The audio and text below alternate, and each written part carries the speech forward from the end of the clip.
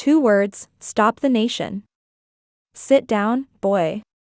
What followed was the most powerful moment in broadcast history. Before we begin, tell me where you're watching from. Drop your city or country in the comments, because tonight's story I ascend to is just for America. It is for anyone who has ever been silenced and chose to speak. Tuesday night in Manhattan. Cameras rolling. Millions of Americans tuned into their favorite political talk show, expecting heated debates and sound bites.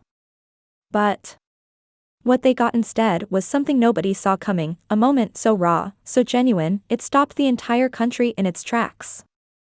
In the guest chair is Captain Ibrahim Traoré, the young leader of Burkina Faso. He wasn't there to create drama or chase headlines. Just to discuss African independence and America's role in West Africa. Simple enough, right?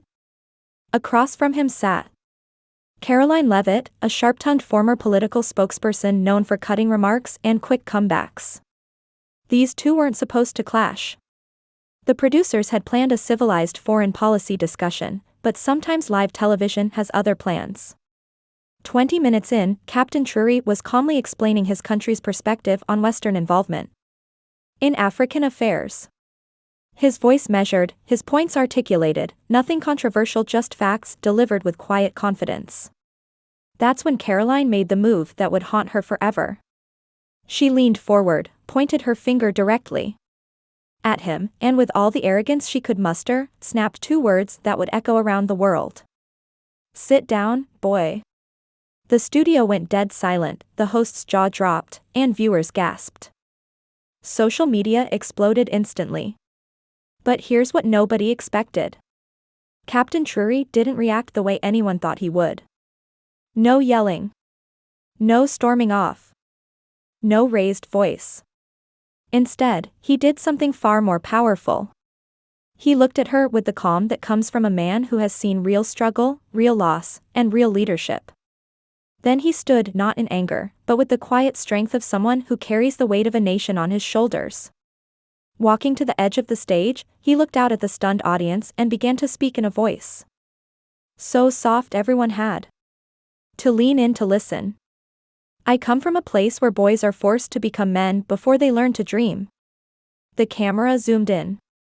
Not a single person moved.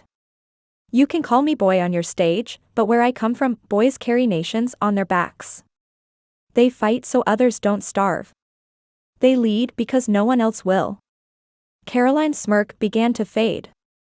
She wasn't dealing with some politician she could bully. She was face to face with someone who had lived through things she couldn't imagine. Captain Traoré's voice grew quieter, more personal. I buried my father under the open sky. No cameras, no speeches. Just dirt, silence, and the sound of my mother's grief. An elderly woman in the front row wept openly. This wasn't politics anymore. This was raw truth being delivered to millions unprepared for its weight. He was killed during a coup funded by outside powers. So when you say, sit down, boy, do you mean the boy who watched his village burn? The boy who studied by candlelight because the lights never came back on after colonialism left? A decorated U.S. veteran quietly placed his hand over his heart. He understood what it meant to serve, to sacrifice, and to carry responsibilities. Wait. Captain Traoré's eyes glistened with unshed tears. You don't have to like me, but you will not erase me. A single clap echoed from the back, then another. The entire room erupted not in pity, but in respect, recognizing something genuine in a world of manufactured moments.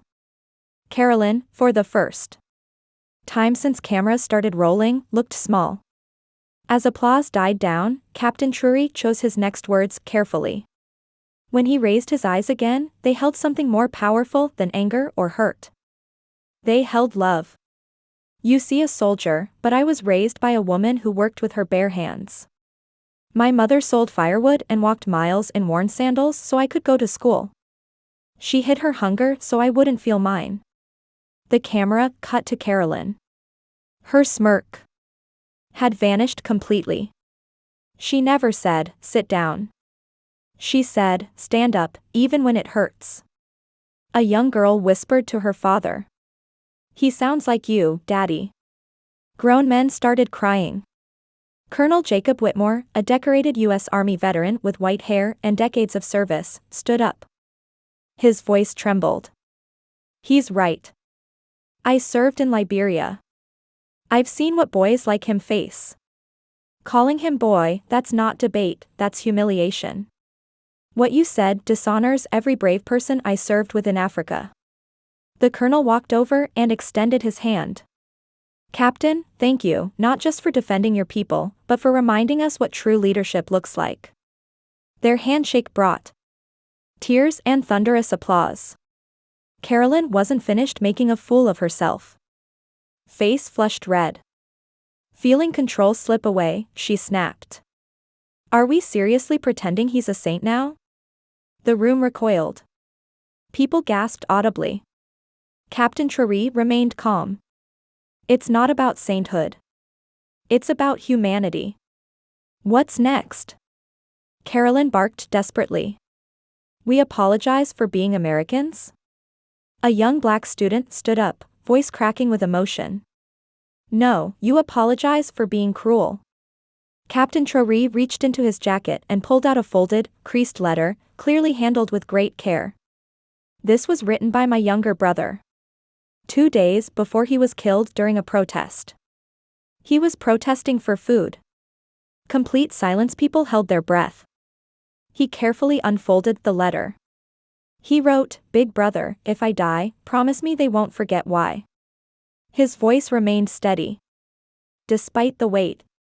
So no, I won't sit down because I carry the memory of those who were forced to kneel. Karoline had no words. Her hands trembled under the table. A middle-aged black woman in the third row slowly stood. My son served in Afghanistan. He came back. In a box. He was called boy too, even in uniform. Her voice cracked with years of carried pain. When you spoke, it felt like my son stood up again. Looking at Captain Trary through tears. A single empty chair now sits center stage where Captain Trary once stood. Unlabeled, unexplained, but everyone knows what it means. Dignity, courage, and what's possible when we choose grace. Over anger, truth over theatrics, and humanity over hate. At the United Nations later that year, Captain Trary held up that same handmade American flag from the 8-year-old girl. This flag was given to me by a child who believed I stood for something good. That means more than any medal. Looking into the camera one final time, America, don't just clap for change. What part of this story hit you hardest? Share your thoughts and stories in the comments below.